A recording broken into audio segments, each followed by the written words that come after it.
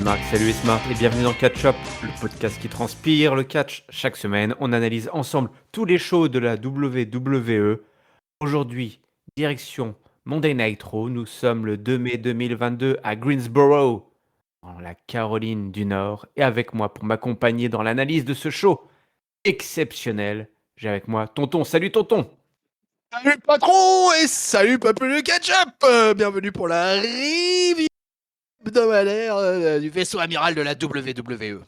Greensboro en North Carolina, dis donc, c'est un bled ça. C'est un peu comme si ils allaient à Niort quoi. Ouais, c'est un peu le Niort de Caroline du Nord. Voilà, exactement. Oui, oui, oui, oui. Sans vouloir faire injure aux Niortais. Hein. Oh non, jamais, jamais, jamais, jamais. On fait la bise à tous nos auditeurs de cette belle ville de Niort. Quand on fera la tournée, le Tour de France Catch-up, ce sera une étape évidente. Rien que parce que tu les as bâchés, on sera obligé d'y aller. Un passage obligé à Niort. Tonton, faut qu'on parle. Ah bon? Merde, qu'est-ce que j'ai Ouais. fait? J'ai fait une connerie? T'as fait une connerie, tu m'as fait une infidélité, tu t'es trouvé un nouveau partenaire. Ah oui. Genre, qu'est-ce que t'as fait? T'as fait des cochonneries dans le studio, j'en ai entendu parler. Ah ouais. Il en a laissé partout. Hein. Qu'est-ce que c'est que cette histoire? Qui c'est ce Christophe là? Christophe A. Raconte-moi tout, je veux tout savoir. Christophe A. Christophe A. Juste, et bah écoute, c'est le beau cadeau pour les 6 ans de catch-up, puisque Peuple de catch-up, c'est en ligne. Vous pouvez pendant 1 heure et demie avoir le plaisir de retrouver pas là, la moitié, on va dire, des voix françaises du catch mondial francophone, quoi. Et c'est Christophe A. Juste qui nous a fait l'honneur du studio. C'était assez extraordinaire, quoi. On ne le remerciera jamais assez au nom de toute la team Catch Up. Et d'ailleurs, j'en ai profité pour glisser un mot sur le patron en parlant d'un autre patron que lui il connaît bien à la WWE. Et c'est assez savoureux quand tu tomberas sur ce passage. Ouais, je vous invite tous à aller écouter. Effectivement, cet entretien exceptionnel, comme on se l'est dit. Hein. On avait dit qu'on ferait rien pour les 6 ans de catch-up. Et là, qu'est-ce qu'il nous fait tonton? Il avait Christophe Ajus au studio. Le mec, ah bah c'est ça, on fait rien, on fait rien. Bon, en tout cas, je sais pas toi, mais je trouve que le studio, il a changé depuis que Christophe est passé. Il est plus rayonnant, l'impression qu'il y a quelque chose, une atmosphère là qui règne dans le studio. On a laissé entrer le soleil, quoi. Ouais. Eh ben écoute, le soleil, on va le garder, on va mettre en lumière ce qui s'est passé dans le show rouge. Hein. C'est le retour aux affaires courantes. Tonton, puisque c'est un épisode important ce soir, c'était le Go Home Et Show oui. avant WrestleMania Backlash. Et oui, exactement. Ouais. Donc là, on est sur la route. Là, c'est la semaine décisive pour nous emmener vers WrestleMania Backlash. Alors, il y a 6 matchs à la carte annoncés jusqu'à présent. Peut-être qu'il y en aura un ou deux de bookés, à mon avis, supplémentaires à SmackDown. Mais en tout cas, ce Monday Night Raw s'annonce déjà bienvenu. Un qui est bienvenu peut-être un peu moins qu'avant, c'est Paul Heyman. Hein. Tu te souviens, avant, il avait sa petite Oui. queue de cheval là, et En puis catogan. son catogan si reconnaissable. Ça fait quelques années qu'il a laissé tomber. Hein.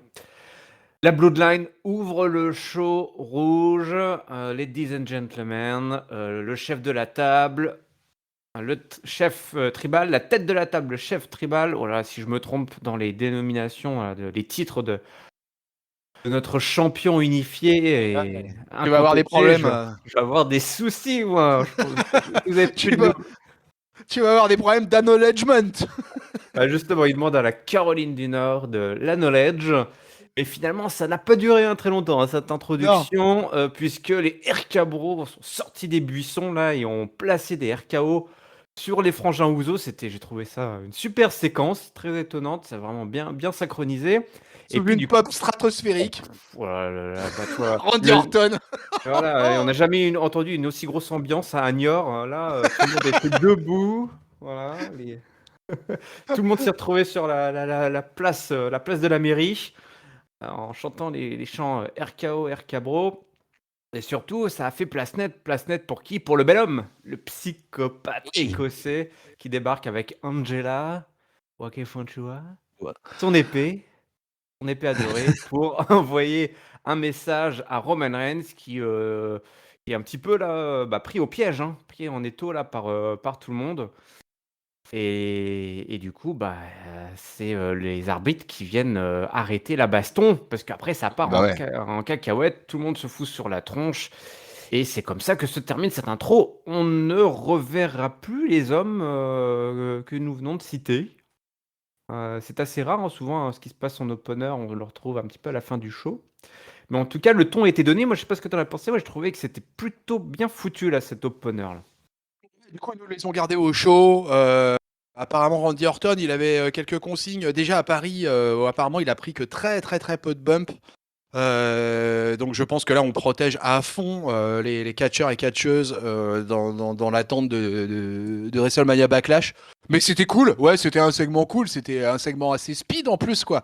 Souvent, tu vois, la signature de contrat et tout, on s'attend à un truc assez long et tout ça, mais en fait ça a été assez vivace cette affaire. Ce festival, et comme je disais tout à l'heure, un pop stratosphérique des RK Bro, c'est incroyable. Non mais là ça devient quasiment un phénomène de foire, quoi. D'ailleurs, je crois que c'est le but. Et c'est assez extraordinaire. Et puis le bel homme, quoi. Le bel homme avec l'épée. c'est que... Alors, franchement, c'était quelque chose. Et puis, ça nous place quand même. Donc, ce fameux 3v3 à WrestleMania Backlash, on pourrait en être étonné hein, sur certains aspects. On aurait pu penser qu'ils allaient lancer véritablement la rivalité McIntyre. Roman Reigns, mais ils ont décidé d'abord de faire un passage j'ai presque envie de te dire obligé par la Tag Team Division parce qu'en ce moment elle est tellement dans la hype cette division à Monday Night Raw. D'ailleurs même notre ami Christophe Ajus l'a louangé lors de notre You Talk Too Much hashtag 14. Écoute, si Christophe l'a dit, alors c'est que c'est vrai, ça, c'est sûr et certain. Effectivement, écoute, dis-moi, toi qui sais sûrement, voilà, toi qui as un réseau maintenant, tu as un vrai, véritable réseau, on a bien compris que tu connais du beau monde, du beau gratin, Dans hein. le secret des dieux. Ah, qu'est-ce qui se passe avec Roman Reigns? Je croyais qu'il avait été blessé à WrestleMania, et du coup il allait pas beaucoup catcher, mais finalement là il va être présent ce dimanche pardon, à WrestleMania Backlash, donc il va bien, hein, notre ami Ouais, Roman. il va bien, il est préservé un peu, quoi, un peu comme Randy Orton, là, si tu veux. Là. Je Hmm. crois que là, il y a quelques catcheurs sur lesquels, en ce moment, ils mettent un peu la pédale douce et à qui ils disent oulala, on y va à pénard. Parce qu'en fait, c'est ce que je crois d'ailleurs explique Christophe. Le fait est que les mecs catchent tous les soirs. Que Roman Reigns, il a enchaîné l'European Tour, il a catché tous les soirs, 7 jours sur 7, tu vois, pendant toute la tournée européenne, quoi. Donc le mec arrive à Greensboro, North Carolina pour Monday Night Raw, il est peut-être un petit peu cramé, un petit peu jet-lagué, et du coup, peut-être qu'ils se sont dit par mesure de précaution, ouais, WrestleMania Backlash pour lancer un contre un avec le psychopathe écossais, c'est peut-être pas maintenant tout de suite. Et on va continuer et voilà, surfer sur cette fameuse hype qu'il y a autour de la Tag Team Division à Raw qui a jamais été aussi resplendissante grâce à des champions quasiment incroyables. Là, on a l'impression que ça fait 5 ans qu'ils sont champions, Riddle et Randy Orton. Bah écoute, c'est que c'est une équipe fusionnelle, hein, tous les deux, hein. Ils sont bien, c'est devenu des frangins en fait, hein. Ils sont frères, frères Ouais, de là, sang, frères c'est de RKO. c'est tout à fait ça. Frère de ring. On reste dans la division tag team, si tu veux bien, Oui. puisque on a une petite séquence avec Ezekiel. Alors non pas qu'Ezekiel soit membre d'une tag team, quoique si, avec son frère, il pourrait former une tag team diabolique. Il pourrait, alors là, si le jour où Elias revient et qu'il se met avec Ezekiel, je pense que ce soit les Usos ou les RK Bro, tout le monde aura un petit peu de soucis à se faire. Il se retrouve avec les Street Profits et puis il boive un petit coup. Et puis là, Kevin Owens et l'Alpha Academy débarquent pour foutre le bordel, accuser Ezekiel d'avoir triché au détecteur de mensonges. Et du coup, on nous officialise dans la foulée un 3v3 comme on les aime tant. Direction donc les cordes avec le match qui commence. Gable qui se fait prendre, qui se fait attaquer par Montez Ford et son poteau. Mince, j'ai oublié son nom. Angelo Dawkins. Angelo Dawkins. En fait, j'oublie son nom, mais je trouve qu'Angelo Dawkins, il s'améliore de mois en mois. Il est vraiment très, très, très agile. Il nous fait une petite prestation assez enlevé quand il est entre les cornes. Tout le monde a une petite baston, un petit échange de armbar. Ça échange là, on a un triple dropkick là qui envoie Gable, ou ouais c'est Gable ou T, je ne sais plus, Au sol. On revient après la petite page de pub.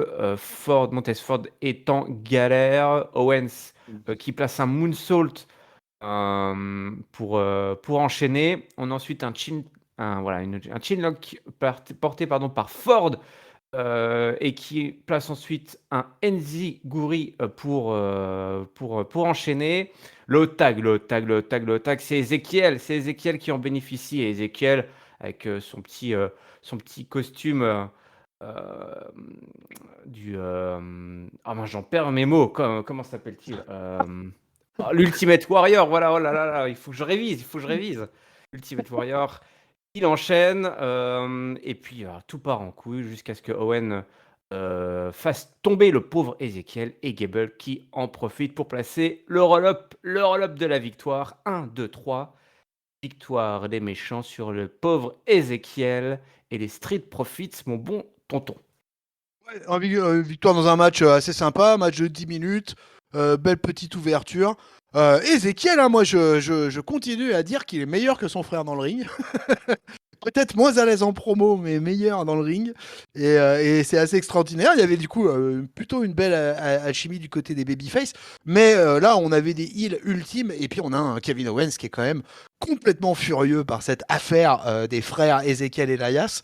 Et je sens que ça va le rendre complètement fou, cette histoire. Hein. Là, je commence à avoir des doutes sur comment dire ça, sur les facultés psychologiques de Kevin Owens de se remettre de cette affaire. Mais en tout cas, c'est plutôt sympa. Le seul truc finalement, c'est qu'on sait pas trop où vont pour le coup les Alpha Academy, les Street Profits et tout ça. Parce que ils rôdaient pas mal autour du titre et puis là on est un peu à l'arrêt avec ce qui se passe avec Ezekiel. Alors est-ce que sur le futur là c'est parce qu'on va coller un partenaire à Ezekiel? Est-ce que lui aussi va, comme tu l'as dit, peut-être son frère mais peut-être quelqu'un d'autre aussi pour intégrer la Tag Team Division définitivement? Parce qu'il y a un moment va bien falloir en faire quelque chose de ce petit nouveau là, de ce rookie. Ouais, bon, pour l'instant, il est plutôt couvé et on le place quand même dans des grosses affiches. Hein. On l'avait vu la C'est dernière vrai. fois, le main event dans le 4v4, où il était qu'avec des main eventers. Et Ouais. des top stars, des superstars ultimes qui font tourner la planche à billets là, de la WWE. Là, il se retrouve encore plutôt bien loti avec ce 3v3 qui effectivement occupe un petit peu du beau monde en attendant que ça se décante derrière probablement après Backlash ou peut-être peut-être, je dis bien peut-être parce qu'avec ce 3v3 qui a été booké en main event de Backlash, c'est pas encore fini hein, cette histoire notamment entre les RK Bro et les frangins Ouzo parce que notre match d'unification là, on sait pas trop quand est-ce qu'on va l'avoir mon tonton du coup donc C'est pas vrai. c'est un petit peu, voilà, faut attendre. On est dans la file d'attente, mais comme tu l'as dit, c'était un bon match, voilà, d'une dizaine de minutes, plutôt bien écrit avec, voilà, les méchants qui avaient le contrôle et puis ce beau tag là d'Ezekiel et puis Kevin Owens qui fait effectivement, qui creuse encore un peu plus profondément dans le mal-être psychologique de l'éternel incompris, l'homme qui sait tout, qui voit tout, mais et nous, on est trop cons, on voit rien, on comprend rien. Et ça, le pauvre Kevin Owens, je ne sais pas comme toi si un jour, il arrivera à s'en remettre. J'espère que la cellule psychologique voilà, fera son travail à Stamford. Là, parce il faut du soutien psychologique là, pour le pauvre Kevin Owens. Je crois qu'il en a besoin, ouais. Virman, ça continue. Lui, pas trop besoin de soutien psychologique. Ah non. Virman. Quoi qu'à un moment donné, je pense qu'il devait en avoir besoin parce que ça faisait 1 an qu'on l'annonçait. Le pauvre, il est arrivé, la porte était toujours fermée. Il a dû dire au bout d'un moment, mais en fait, on me rejette, on ne me veut pas. Sauf que ça y est, maintenant il a ouvert la porte, et ben il déroule et puis il tue du jobber local. Alors là, cette fois-ci, on a eu droit à un jobber local qui a eu droit, lui, à une petite séquence de micro, parce que c'est un vrai local, qui a de Niort, hein, Burt and Son de Niort. Vous le savez Exactement. pas. Ah ouais. Ils ont aussi des catcheurs à Niort. Non. Ah oui, Ah, les Deux-Sèvres sont réputés pour être un terreau de bons catcheurs. Bon, par contre, il s'est fait descendre en 1 minute 30. Hein, donc voilà, on est encore dans la division inférieure là, du catch, mais on les encourage. Hein. Ils ont au moins brillé ce soir par leur présence. Et puis, voilà, le cervical clutch, comme tu me l'avais signalé la semaine dernière, de Virman, qui fait abandonner le pauvre Burt. Et puis, d'ailleurs, ils se sont enchaînés derrière. Enfin voilà, l'autre ne veut plus lâcher l'affaire, hein, Virman. Une fois que la bête, Virman, a décidé qu'il allait te faire un gros câlin, bah, il te fait un gros câlin, même si toi, tu n'as plus très très envie. Il n'accepte pas le non, Virman. Ouais, Pas dire non. cervical clutch mise en conformité, hein, j'ai envie de dire, voilà, c'est tous les lundis, on a le droit à la vérification. Est-ce que s'il se verrouille bien, eh ben écoute, les cervicales de notre ami Hansen en sont là pour en témoigner. Et voilà, bah écoute, je crois qu'il va péter du jobber comme ça jusqu'à quand? Jusqu'à Money in the Bank peut-être. Et puis ça se trouve, on va peut-être le coller dans le match Money in the Bank pour lui mettre un premier gros match où il pourra perdre en étant protégé. Ah oui, oui, carrément. Ouais, ouais, ça c'est un des bons scénarios, effectivement.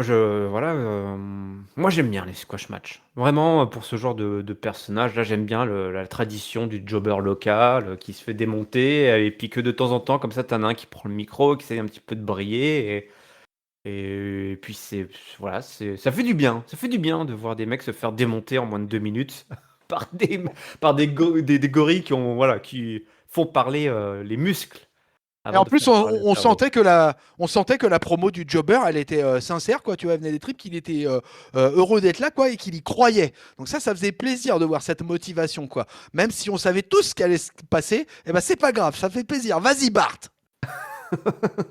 Ouais, bah, on enverra une petite carte. On lui enverra une petite carte à lui ou à sa famille. AJ Styles, il est dans la galère. Il est dans la galère. Là, voilà, comment dire, il a le jugement dernier qui lui colle aux fesses, qui veut pas le lâcher, hein, avec Damien Priest et Edge. Il est pas content. AJ Styles, il nous le dit là pendant une petite séquence backstage, hein, il est prêt à aller affronter Edge à Backlash, et en attendant, ce sera Damien Priest. Alors, on a la petite entrée, on a l'entrée habituelle, hein, de Edge et de Priest. Alors, je sais plus, je crois qu'il y a aussi il y a pas une petite vidéo aussi des deux un peu plus tôt? Je ne sais plus, où c'est un peu plus tard, il me semble. Il y a eu une petite intervention, il Oui, me semble. oh, oh, Edge a oh, dû oh, dire quelque oh. chose. Oui, c'est après, non, c'est un petit peu plus tard. Putain. Il y a eu beaucoup, je sais pas, il y a eu beaucoup de recap et de previously Ouais, et de earlier today. ouais, ouais, ouais, ouais. À un moment, mon bon tonton, j'étais pris dans une faille temporelle, pas forcément sur cette séquence-là, mais sur le 24/7, on en parlera, mais je savais plus où on en était. Attends, ça s'est passé ce matin, mais en fait de la semaine prochaine, en fait c'est la semaine dernière. On était un petit peu paumé. On était un petit peu paumé. Bon, inquiétez pas, paumé, c'était Jay Styles parce qu'il savait ce qu'il avait à faire ce soir. Et ce soir, il fallait tout simplement abattre l'homme de main de Edge, hein, le juge de grande instance du tribunal, de grande instance du catch. On a évidemment les deux qui se mettent rapidement sur la tronche, avec quand même un sacré gabarit, hein, du côté de Damien Priest. Ah oui, c'est ça, avant le match, Edge en fait a fait de la cheap hit en insultant les équipes de sport de Greensboro. Je sais même pas qu'ils avaient une. Parce qu'on est en Caroline du Nord. Je sais pas ce qu'ils ont comme. Ah si, c'est le basket là-bas qui est quand même un gros gros truc. C'était North Carolina, c'était la fac de Michael Jordan quand même, monsieur. Donc, mais après, je pense pas que c'était Greensboro même, quoi. Mais c'était, il a été chercher la cheap hit, ouais, comme tu l'as dit. Mais Edge, j'ai même pas forcément la sensation qu'il a besoin de ça de toute façon, quoi. Parce que d'ailleurs, il les provoque même, hein, en leur disant, allez-y, allez-y, allez-y, encore Ouais. plus fort, quoi, encore plus fort, quoi. Tu vois, il en demande encore, quoi. Ah ouais, voilà, c'est ça. Ouais. Voilà, il en place deux, trois pour le public, mais le public le bouffe dans la main. Il leur fait Mhm. faire exactement ce qu'il veut. Effectivement, il a réussi à choper une belle hit et il arrive bien à la conserver. Donc ça, voilà, voilà, un bel exercice il n'est pas main eventer, il n'est pas Hall of Famer pour rien, ce bon Edge. Donc le match commence avec les deux hommes qui s'empoignent, un forum là qui passe, mais Adam Priest qui résiste. Sals qui place un torture rack transformé en powerbomb pour le compte de deux. C'est toujours une belle prise, surtout quand tu Carrément. lèves un mec de 125 kilos là, de 2,10 m. Priest qui place un chokeslam, le Soft of Heaven chokeslam pour le compte de deux à son tour. Et Jay Styles qui place le Calf Crusher, mais Edge qui cause la petite distraction qui va permettre à Damien Priest de se libérer. Mais c'est pas grave, AJ Styles va placer un roll-up, le deuxième de la soirée pour la victoire. 1, 2, 3. Alors là, il a même pas le temps de comprendre qu'il a gagné le match que Edge, mais une furie, quoi, un enragé qui lui saute dessus à la gorge et qui le passe à tabac. Mais tonton, qui voilà la cavalerie démoniaque Finn Balor pour venir en aide à son vieux copain du Japon. Et Sweet, ouais, too voilà, le sweet, tout de suite, tout de suite. Voilà, on en voyait beaucoup trop à une certaine époque. On en voyait beaucoup moins ces derniers temps. Et ben là, vous en avez eu un beau tout de suite là, entre deux anciens leaders d'une faction que nous ne citerons pas ici, parce qu'ici, on est dans la Ligue 1 du catch. Tout de suite. Et bah voilà, une doublette qui se crée, peut-être pour aller chercher une autre doublette du Judgment Day là. Tu es conscient qu'on vient de perdre 400 abonnés fans du Bullet Club là. Moi, Alors j'adore le écoute, Bullet Club, mais dans sa version ouais. originale, celle avec Triple H. Et, Euh, Bah écoute, en tout cas, moi, belle régalade sur ce coup-là. On a un match de 11 minutes avec deux catcheurs que j'aime beaucoup, quoi, en l'occurrence Priest et Edge Styles. Tout ça avec le gourou Edge dans l'affaire qui vient, qui monte sur le ring, Hmm. qui s'en prend à l'arbitre, qui s'en prend à la foule, qui redescend, qui remonte. Le mec est monté sur pile en plus en ce moment, quoi. Et puis donc on a un très bon match. La victoire du babyface, mais avec les interventions et avec les intentions de lui faire très très très très très mal avec des chaises. Et puis tout ça, et puis cette intervention du démon, ma foi, un binôme Baylor Edge et Styles qui me fait assez saliver, moi, j'adhère totalement. Je sais pas si c'est dans l'ambition de recréer un clan, effectivement, ou si ça serait juste un départ un peu de tag team. Bah, disons, ça nous en ferait des tag team 5 étoiles, là. Hein. À Raw, là, il faut qu'ils arrêtent, quoi. Et je pense qu'on va avoir un super gros match entre Styles et Edge à WrestleMania Backlash. Alors là, c'est un des matchs que je crois que j'attends le plus dans cette carte. Donc tout me plaît jusqu'à présent. Et il faut que ça continue dans cette ambiance. Et puis en plus, presque surprise, si tu veux, parce que je m'attendais pas véritablement à l'arrivée de Finn Balor, là, comme ça, là, tu vois. Il était presque même perdu un peu dans les limbes, là, depuis qu'il a perdu son titre US face à Austin Theory. Donc, du coup, et bah, tout ça, c'était plutôt bien joué. En tout cas, ça a bien fonctionné avec moi, quoi. Ouais, ouais, ça fonctionne bien. Il y a clairement là, une belle rivalité entre Edge et Edge Styles. Et puis l'arrivée de Finn Balor. Alors, attention, hein, Finn Balor, si t'écoutes Papy, c'est un futur traître. Hein. Oui, ah bah oui, Papy, lui, d'entrée, à peine le show était terminé que déjà il accusait de trahison Finn Balor. Le mec vient aider les copains. Tu viens aider un pote et l'autre il te dit ah, c'est ça, t'es venu pour me trahir, salopard. Ah, d'accord, mec, je viens de te sauver les biches, mais ok, ouais, ouais. Ok. Tu me diras merci plus tard. La confiance règne dans le vestiaire. Direction Miss TV. Et l'invité de ce soir, c'est pas un qui est alors encore plus bas que les limbes. Est-ce que tu crois que c'est Ouais. possible? Ah bah non, là. Et puis alors, un long quart d'heure à Miss TV aussi, c'est assez étrange. Mustafa Ali est notre invité de prestige ce soir dans le Miss TV. Alors, il y a des problèmes techniques. Il y a des problèmes techniques à Miss TV et qui ne sont pas du ressort du Miz. D'ailleurs, Miz n'est pas content, mais étrangement, le micro d'Ali ne fonctionne pas bien et puis sa musique ne fonctionne pas bien et il y a quelque chose, un petit souci technique, c'est quand même étrange. Alors, Ali, qu'est-ce qu'il fait? Il chope le micro du Miz et puis il lui dit bah voilà, de toute façon, Miz, tu passes ton temps à te plaindre, à gémir, que les choses ne vont pas dans ton sens. Moi, les seules opinions qui m'intéressent, c'est celle du WWE Universe. Ouais, ouh, et là, la foule qui crie Ali, Ouais. Ali, Ali, Ali. C'est quoi son nom déjà, lui? C'est Ali. Ah, d'accord, Ali, Ali. Et Austin Theory, dont tu as mentionné le nom un petit peu plus tôt, débarque et il explique que. Euh, je sais plus comment il lui dit ça. Il dit au Miz que suite à sa défaite, je sais plus, il y avait une histoire de... Ouais, ouais, que Tu te c'était que souviens, le toi? Miz, en fait, il avait demandé à Vince McMahon, puisqu'il est toujours dans les petits papiers de Vince, hein, Ben oui. théorie, quoi. Et il s'était plaint que le Miz, en fait, il n'avait pas eu le temps de se préparer avant le match contre Ali la semaine dernière, quoi. Et donc, du coup, il a demandé au patron de la WWE de retirer cette Le défaite résultat. à Miz dans les rankings, quoi. D'accord. On annule le résultat. Un petit peu comme pour Jean Lassalle, là, tu vois quoi, à qui on a annulé le résultat du deuxième tour des élections dans sa commune. Ah oui, oui, c'est vrai. Qu'est-ce qu'il avait fait déjà? Attends, rappelle-moi. En fait, c'est-à-dire que le 23-24 avril, t'as pas le droit de faire de trucs liés à la politique, etc. pendant le deuxième tour. Et Jean Lassalle, en fait, il s'est fait filmer en train de voter dans son village. Sauf qu'au moment de voter, bah, il a dit, bah, je vais m'abstenir. Et donc, ça a été considéré comme une incitation, tu vois, auprès des électeurs, quoi, en montrant en direct à la télé qu'il votait pas, qu'il s'abstenait et que c'était une incitation aux autres peut-être de faire la même chose, quoi. Donc, c'était une espèce d'erreur morale ou une obligation morale de ne pas montrer ça. Il a le droit de s'abstenir, mais pas de le montrer en direct live à la télé. D'accord, donc le Mise est notre Jean Lassalle Voilà, de Stamford. D'accord, ok. Non mais c'est c'est bien, ça. ça me rappelle des papiers des cahiers du catch, hein. Ah bah là, on est en plein dedans, hein. Ça serait, là, il y aurait tout un truc à faire autour de ça. Bon, en tout cas, Théorie dit que voilà, il sait même pas, il s'en prend à son tour à Ali en disant que de toute façon, voilà, ce soir il y aura un match, il accepte un match d'Ali.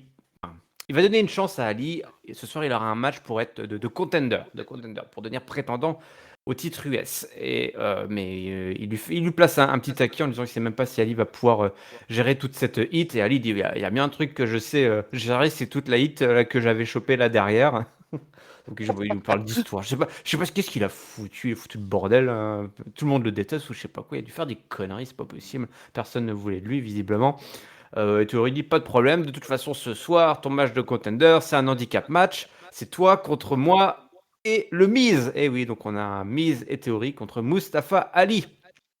Mais Qui s'enchaînait dans un match très très court. Qui.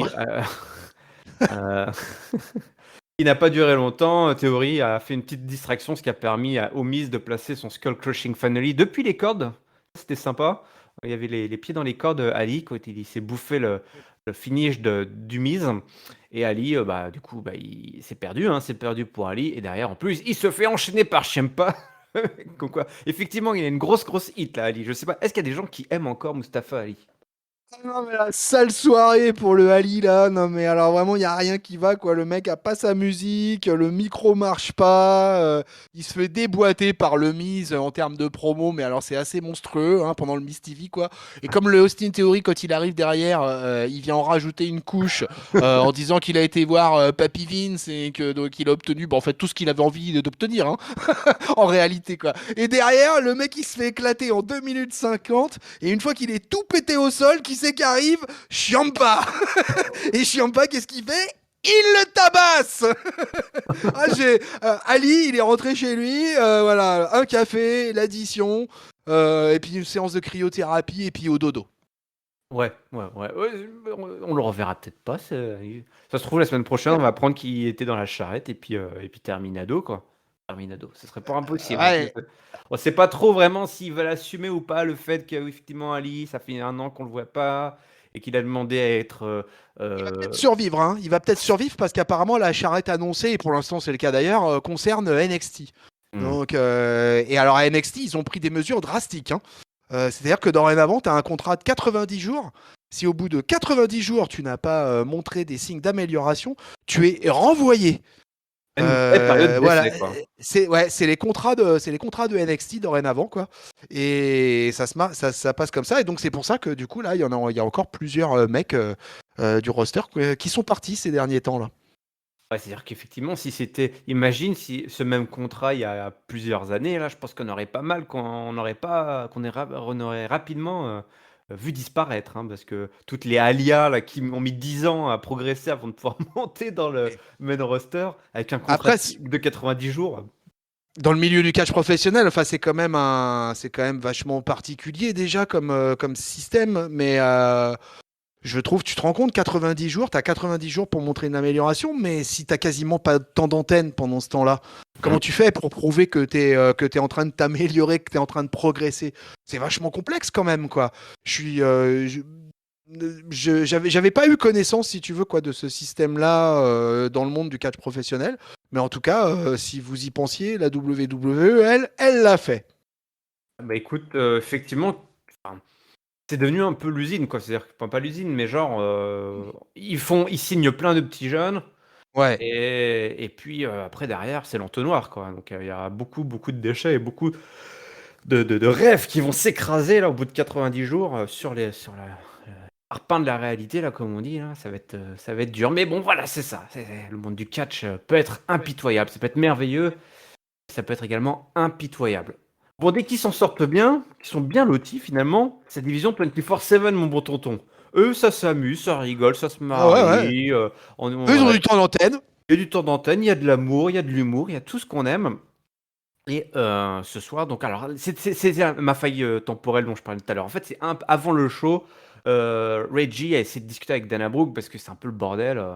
Voilà, après tout ce qui s'est passé entre eux. Et puis il y a R-Truth, Tozawa et Tamina qui débarquent. Ça commence un peu à se disputer. R-Truth qui, en plus, voilà, je sais pas si c'est maintenant ou c'est un petit peu plus tard, nous explique, ouais, il est également juge, enfin, il est également certifié pour gérer les affaires de divorce. Je crois que ça arrive un petit peu plus tard après ce qui va suivre. Et puis on a un Nicky H qui était dans les parages. Et puis Nicky H qui en a profité pour aller choper le titre. Elle a fait le tomber sur Dana Brooke et donc a gagné le titre. Alors moi je suis content, c'est super. Après un titre mondial, Nicky H là, qui va choper le deuxième titre le plus prestigieux de la WWE, le 24/7. Dana Brooke, elle était pas contente. Elle dit Reggie, fais pas le con là. Grosso modo, si ce soir tu veux pas dormir sur le canapé, t'as intérêt à aller me dégoter un match. Et Reggie, il voulait vraiment pas dormir sur le canapé ce soir. Il a réussi à obtenir un match aussi. Aller voir Mr. McMahon. Il a obtenu un match pour sa belle Dana Brooke. Et puis, je crois que ça tourne plutôt bien pour elle, puisqu'elle récupère le titre dans un match qui a duré encore moins longtemps que tous les autres. Et derrière, c'est encore le bordel. Et Dana Brooke parvient à s'échapper. Je crois que Reggie, en plus, a tenté de lui choper le titre. Encore, enfin, il a tenté encore un tombé. Et cette fois-ci, elle chope le micro. Et là, tonton, qu'est-ce qu'elle réclame? Qu'est-ce qu'elle veut, Dana, maintenant? Divorce. Elle Hein. demande le divorce. Et oui, c'est comme ça que ça se termine, hein, vraiment. 2 couples sur 3 à la WWE se terminent en divorce. C'est pas facile l'amour, tonton, c'est pas Ouais. facile. Un divorce express consommé, quoi. Non, mais incroyable, quoi. C'est tranquille. En une semaine, tu peux divorcer et tu peux le faire du haut d'une table d'annonceurs de la WWE. À la En télé, piquant, devant des millions et des millions de spectateurs. voilà, en piquant une crise au micro, c'est assez incroyable, quoi. Non, mais le 24/7, ils sont en total roue libre, hein. Alors là, R-Truth, R-Truth aussi, il y a tout un segment avec lui backstage qui est quand même assez comique. Et après, tout ce qui se passe dans le ring, c'est complètement what the fuck-esque. Euh, alors là, ce qui est bien avec le 24/7, c'est qu'on se demande pas de où ils vont aller, comment ils vont y aller. On s'en fout, en fait. L'essentiel, c'est qu'ils y aillent. Et puis Nicky H. Ah, j'ai pensé à toi, patron, quand même, quoi. Parce que Nicky H, effectivement, passer du titre mondial à la ceinture 24/7, ça peut faire mal. Mais, Ouais. il y Qu'est-ce qui a s'est peut-être. passé, tonton? Il y a peut-être une entente, une alliance écossaise Mhm. qui est en train de se nouer dans les bas-fonds du vaisseau amiral, et en l'occurrence, Doudrop et Nikki. Et bah écoute, moi je trouve que ça serait pas mal du tout cette petite affaire-là. Alors là, je t'arrête tout de suite. Ce serait mieux que pas mal du tout. Ce serait Ah, ça serait mieux que exceptionnel. pas mal, hein. Ah. Attends, mais bien sûr, ce duo écossais là. D'ailleurs, on en avait eu, alors pas un petit début, mais tu te souviens à un moment donné qu'il y avait Doudrop qui était pas mal mis en avant. Et, voilà, c'est des filles qui étaient souvent ensemble. Il y avait des Écossaises, des Irlandaises, des Néo-Zélandaises. Il y avait du beau monde dans la C'est division vrai, ouais. féminine. Et on se disait, ah oui, elle pourrait être ensemble et tout, ça serait pas mal. Et effectivement, les deux Écossaises ensemble avec Nikki H qui a l'air de. L'autre, elle lui dit, grosso modo, tes histoires de déguisement, je sais pas quoi, là, c'est terminé là. Tu veux vraiment continuer là-dessus? Et l'autre, elle fait, bah non, enfin, oui. Et ça a l'air de lui toucher quelque chose. Ça a l'air de. Peut-être que ça va débloquer quelque chose. Et effectivement, alors là, une tag team Doudrop, Nikki, Cross, ça serait quand même plutôt intéressant là, pour les deux filles pour aller alimenter cette division tag team féminine. Bon, bah voilà, écoute, hein, encore 24/7, on peut compter sur cette division pour faire avancer l'échiquier du catch mondial, tout simplement, mesdames et messieurs. C'est important de le signaler. Et alors, au final, c'est qui termine champion 24-7 de cette soirée? Je me souviens même plus. Ah bah c'est Dana Brooke Ah, qui c'est Dana repart. Brooke. Oui, Ouais. c'est Dana Brooke qui repart avec la ceinture, Ouais, ouais, du coup. Ouais, elle ouais, bat Nikki dans son match. Après, tout le monde essaye un petit peu de lui piquer son titre, notamment Reggie. Et après, Reggie, bah, il se fait interpeller par le fameux R-Truth qui lui dit, écoute, bah, je suis juste, ça tombe bien, je suis pas seulement conseiller euh, matrimonial, pardon, mais aussi en divorce. Et je suis avocat et je peux à la barre et je peux, si tu veux, t'accompagner dans cette longue process de divorce. Il lui donne sa petite carte et c'est comme ça que ça se termine avec après les Écossaises qui se trouvent un point commun. Donc voilà, 24/7 qui fait avancer les choses pour beaucoup de monde finalement. Bobby Lashley. Qui l'eût cru? Bobby Lashley, bah, qui l'eût cru? Ah non, alors avant Bobby Lashley, ce soir, avant Bobby Lashley. Ce soir, c'était une soirée spéciale pour notre ami au costume, à la garde-robe endiablée, Seth Rollins, Appreciation Night ce soir. Donc, c'est une soirée où on va célébrer la carrière et l'homme, Seth Rollins. Il est sous son spotlight, il a cette belle lumière là, qui lui tombe sur le haut du crâne. Et puis, il dit bah voilà, effectivement, je mérite d'être dans le spotlight. Et puis, les fans commencent à chanter d'abord Seth Rollins, ils font la chanson, le chant, Seth Rollins se baigne dans les chants de la foule, et puis après ça part sur des chants Cody Rhodes, alors là, tout de suite ça lui plaît un petit peu moins. Il lui dit bah voilà, je suis prêt pour Cody Rhodes, pour WrestleMania Backlash, et puis Cody il débarque avec sa musique, l'American Nightmare, et il lui dit ouais, écoute, moi voilà, j'ai toujours été très courtois avec toi, Seth, j'ai toujours très poli, je t'ai dit bonjour, je t'ai dit merci, toi t'es passé, t'as pas dit bonjour, c'est pas bien de pas dire bonjour. Et là, sur Rollins, il dit bah écoute, non mec, t'es complètement fou. Il dit mais non, hein. L'autre il dit ouais, t'es complètement delusional. Oh là, vache, j'ai bu trop de café. Et il dit bah Rollins dit non mais attends, non mais tu te fous de ma gueule. Tu sais, puis là il commence à parler mal de la famille. Là, il parle mal de la famille. Il dit tu sais, Dusty Rhodes n'a pas gagné. Pourquoi il n'a pas gagné son titre de champion de la WWE? C'est tout simplement parce qu'il n'était pas assez bon. Et je vais te battre pour te prouver que toi non plus, t'es pas assez bon. Et puis bah, ça termine en bagarre avec Cody qui place son cutter, là, comme je sais plus comment ça s'appelle. Son cutter, il saute des cordes et Rollins qui se barre. Donc là, ça commence à devenir très, très, très personnel cette histoire et je pense que ça peut le devenir encore plus, là, mon tonton. Personal. Ouais, c'est cool. Écoute, alors là, bah, je vais te dire, encore une, décidément, ça n'arrête pas ces dernières semaines, mais encore une rivalité, moi, qui me plaît à fond, à Monday Night Raw. Et alors là, Monday Night Raw Leeds face à Cody Rhodes, l'American Nightmare, mais j'arrive même pas à y croire, en fait, par moment, si tu veux. Il y a des moments, je me dis, mais c'est pas, on est en 2022 et je suis en train de regarder une rivalité Cody versus Seth, quoi. Et on m'aurait dit ça en 2019 au moment de la création de la All Elite Wrestling, je n'y aurais pas cru une seule seconde. Et pourtant, ça arrive sous vos yeux ébahis, peuple de catch-up. Et c'est que du kiff. Moi, alors là, moi, écoute, moi, tout passe. C'est cool. Alors, ils en font un peu des tonnes chacun sur leur. Je pense que ça peut saouler certains le fait que Cody Rhodes appuie sans arrêt sur tout ce qui est les références à papa et tout ça, tu vois. Mais il y a ce côté legacy familial, etc. dans le catch, c'est tellement important. On le voit à travers la bloodline, hein, rien qu'à travers la bloodline de toute façon. Hein. Et donc oui, effectivement, Cody, il appuie énormément sur Dusty Rhodes et tout ça, mais c'est pour justement encore plus appuyer, à aider, j'ai presque envie de dire, Seth Rollins à être encore plus salopard que jamais. Mais finalement, c'est Cody qui va attaquer Seth Rollins, quoi. Et parce que finalement, Cody il supporte pas que Seth Rollins il le coupe sans arrêt, quoi. Ouais. Quand il le coupe au bout d'un moment, à la fin de la promo, quand il lui dit ouais, la pomme elle tombe jamais loin de l'arbre et que Rhodes il se fait des faux espoirs, quoi.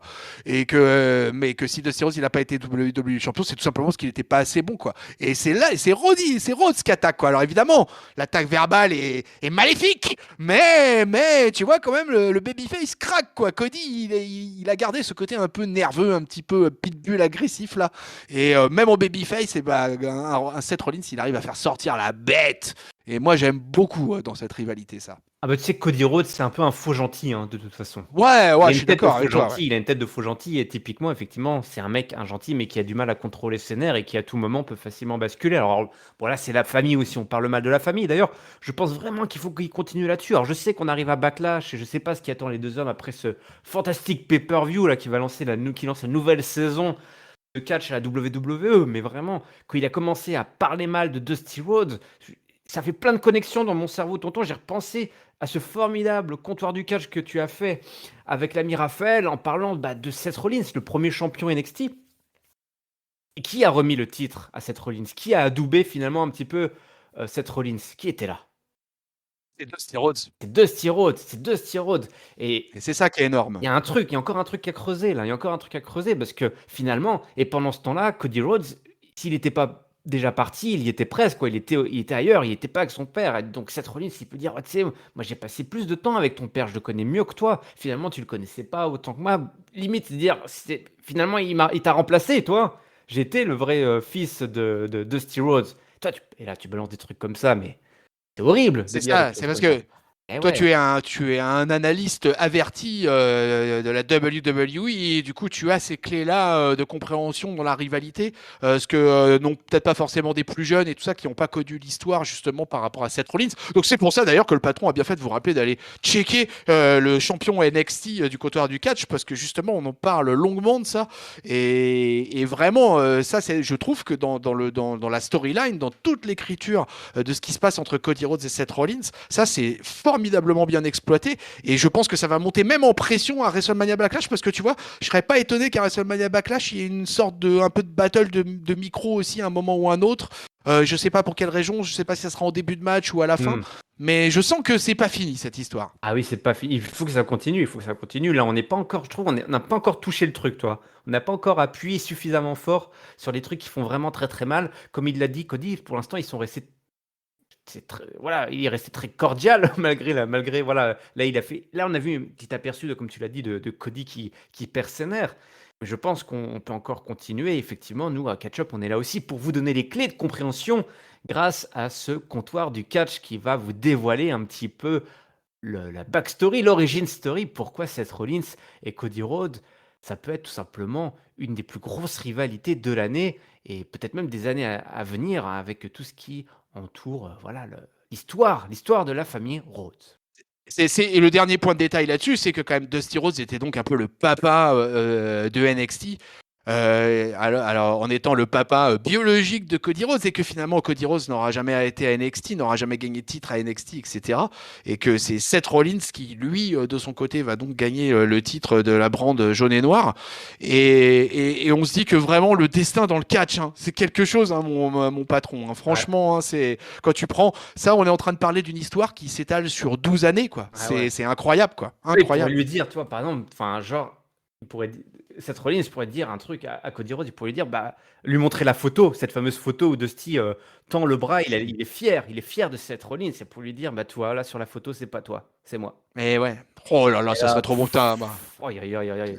Mais Depuis, là, depuis toutes ces années qu'on dit qu'on devrait être les bookers à la WWE, laissez-nous quelques histoires, voilà, juste les histoires importantes, voilà.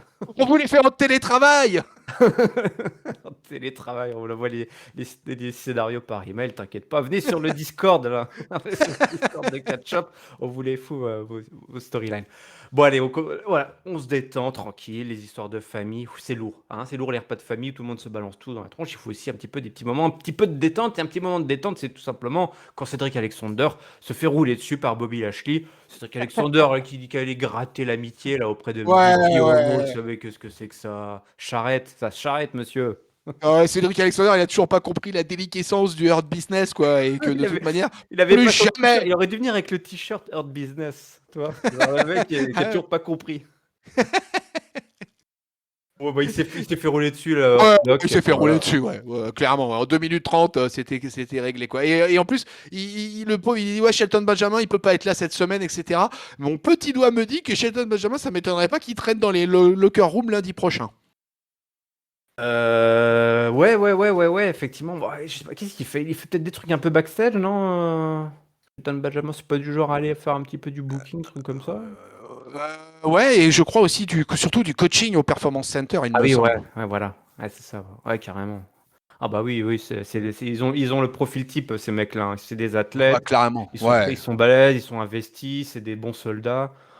Ça fait des coachs parfaits, là. Parfait, parfait. Bon, bah voilà. Bon, bah l'autre qui a toujours pas accepté hein, le deuil, qui a pas fait le deuil encore du Hurt Business. Et c'est vrai qu'on se moque de lui, mais ça avait été difficile aussi pour nous, Mais hein. oui, oui. Ah ouais, ça Évidemment, avait été difficile. on est tous un peu des Cédric Alexander dans l'âme, hein. Rappelle-toi, on les avait pas nommés quand même tag team de l'année en 2020 hein, aux Ouais. awards de catch-up. Hein. Donc quand même, tu dis, on est en 2022 et Cédric Alexander, il en est à réclamer des miettes à MVP quelque part. Pareil, lui aussi dans les bas-fonds du vaisseau amiral, tu vois.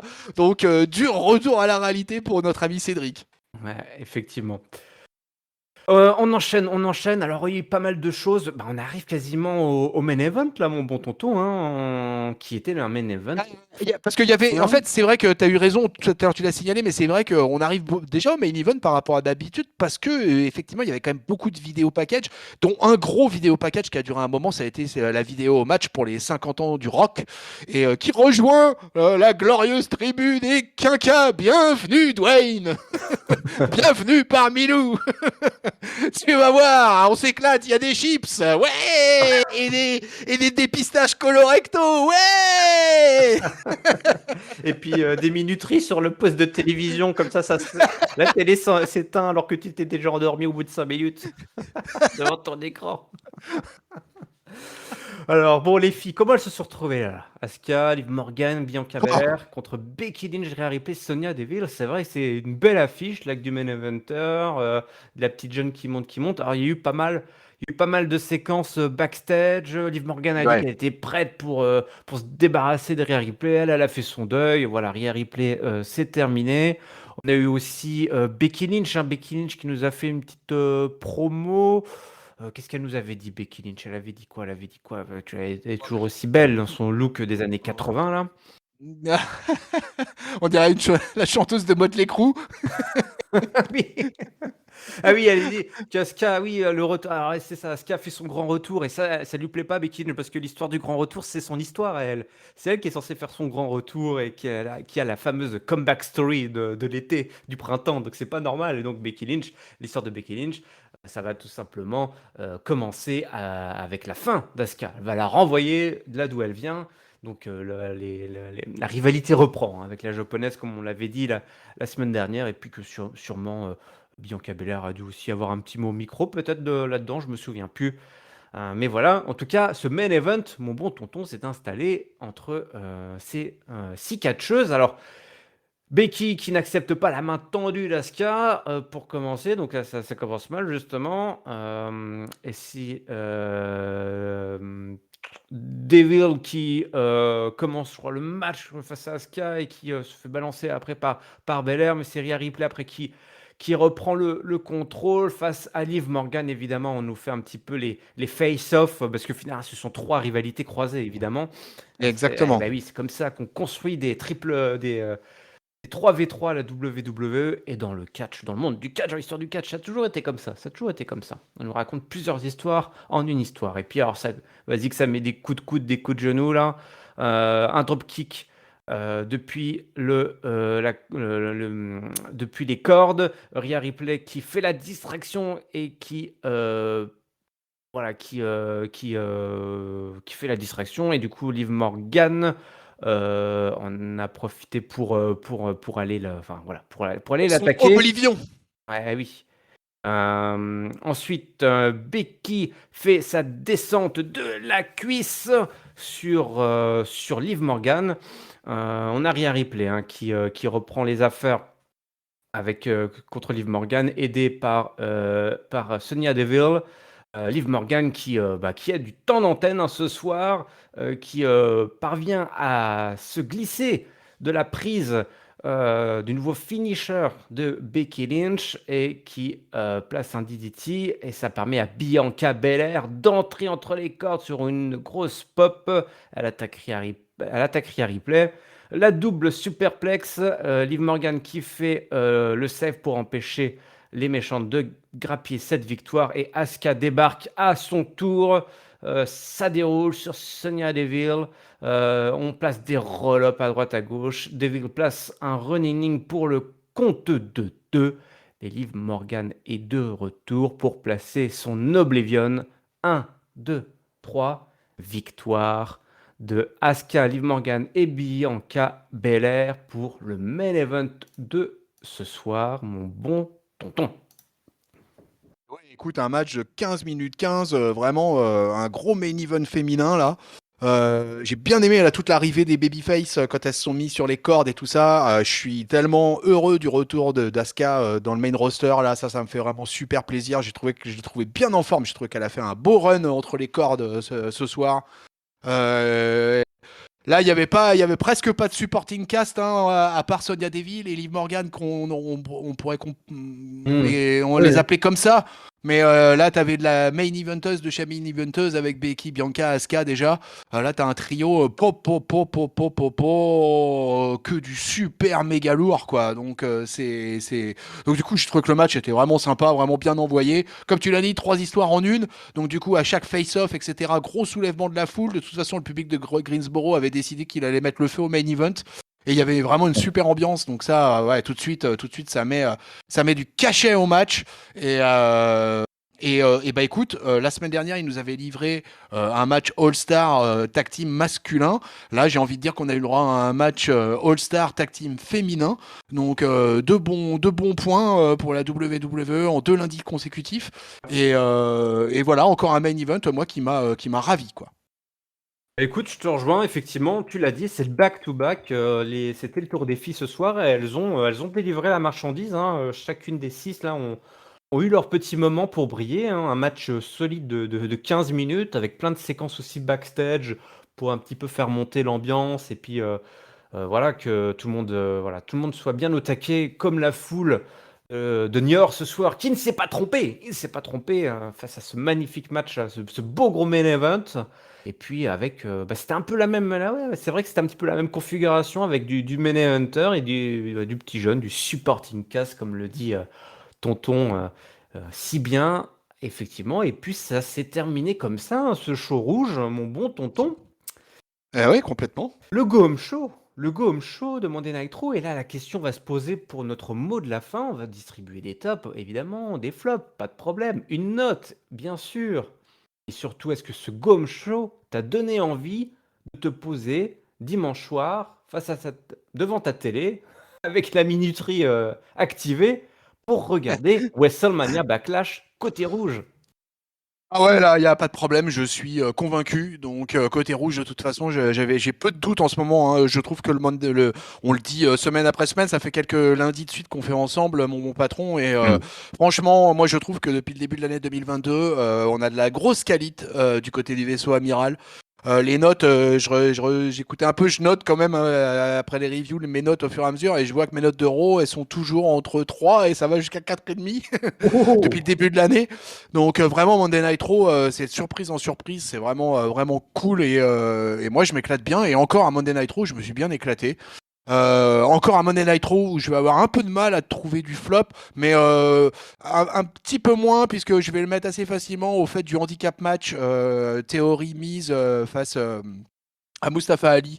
Voilà, j'ai trouvé que c'était un espèce de Miss TV au rabais, quoi, un Miss TV de low card, et on s'est pas trompé, c'était bien ça. Et puis bah la fameuse stipulation handicap match qui est complètement rincée, donc ça malheureusement. Et alors ils ont fait fort puisqu'ils ont réussi à mettre 2 stipulations que détestent à la fois Papy et moi, puisque dans la même stipulation il y avait handicap match et contenders championship match. Face Donc au vraiment champion. ils avaient, ouais voilà, face au champion, ils avaient tout faux. Voilà, et c'était le champion qui était dans le camp de ceux qui étaient à 2. Donc vraiment, enfin bon, c'était un peu nawak ça.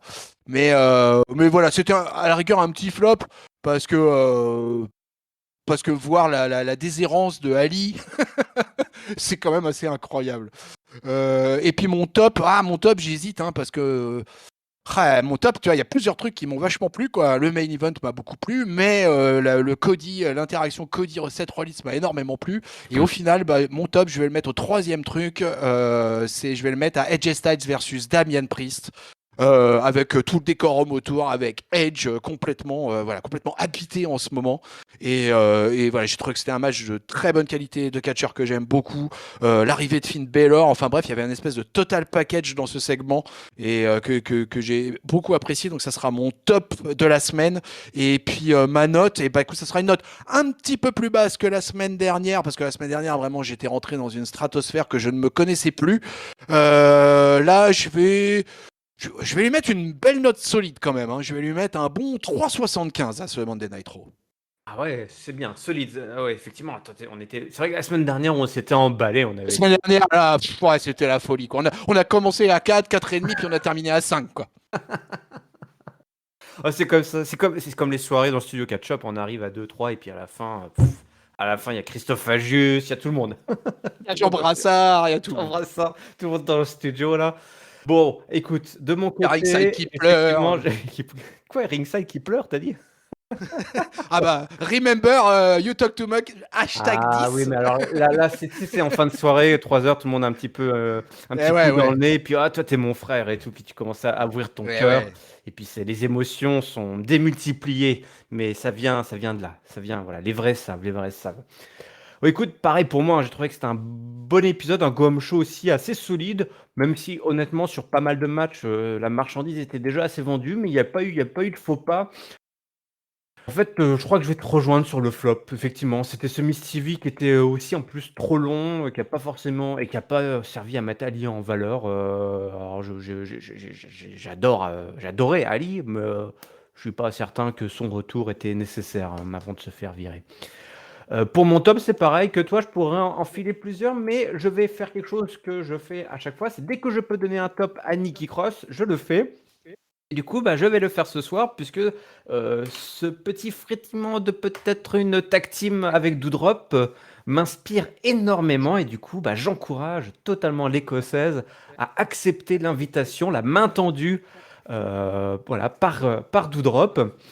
Et puis pour ma note, écoute, bah, je vais être comme toi, hein, je vais être comme toi. 3, alors je vais mettre 3,5 parce que j'ai trouvé qu'il y avait un peu trop, ça aurait pu être un autre flop, j'ai trouvé qu'il y avait un peu trop de vidéos package, de recap, de earlier today, de machin. Un bout d'un moment, j'étais paumé.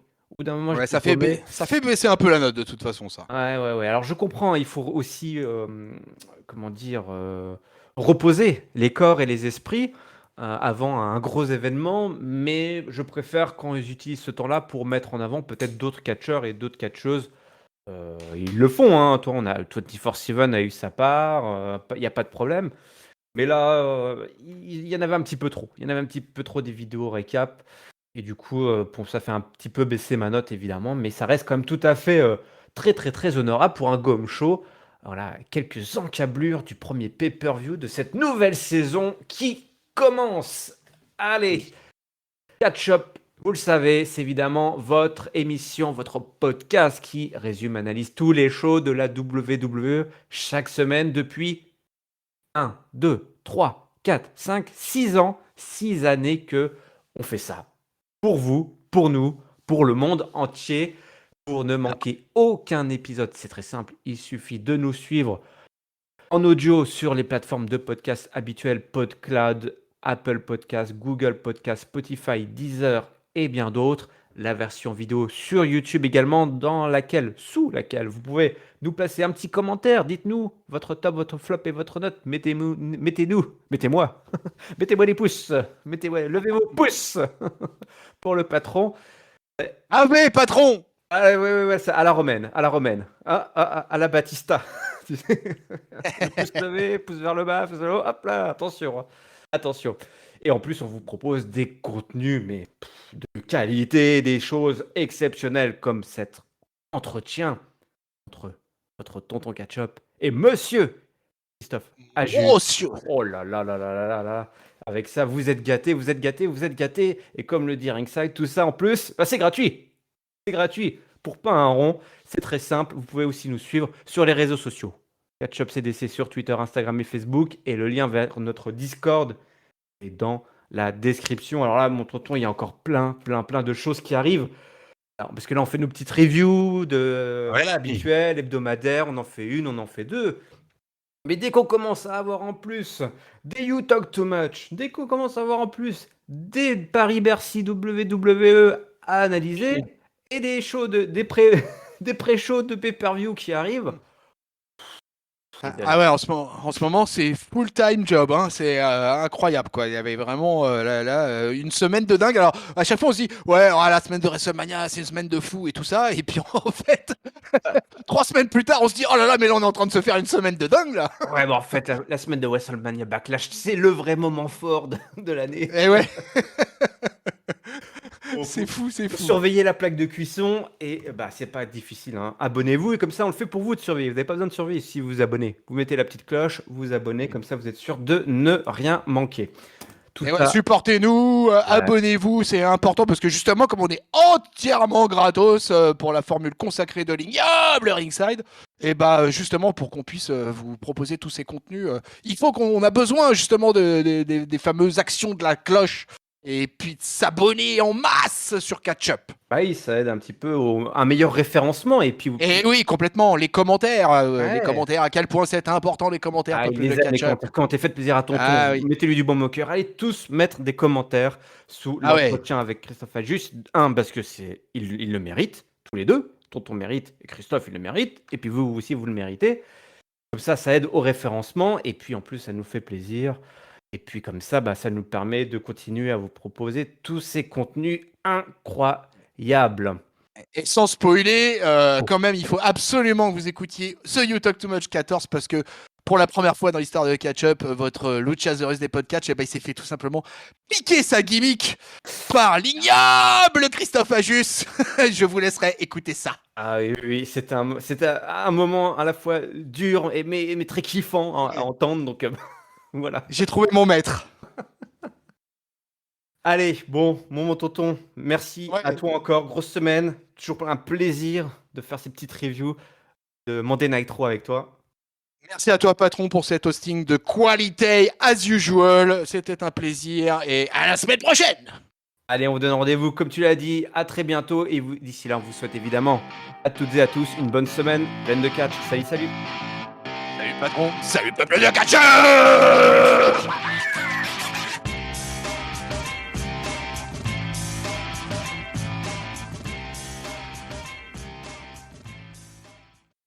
Patron, t'oublieras pas d'envoyer les chèques à la production AB1, s'il te plaît.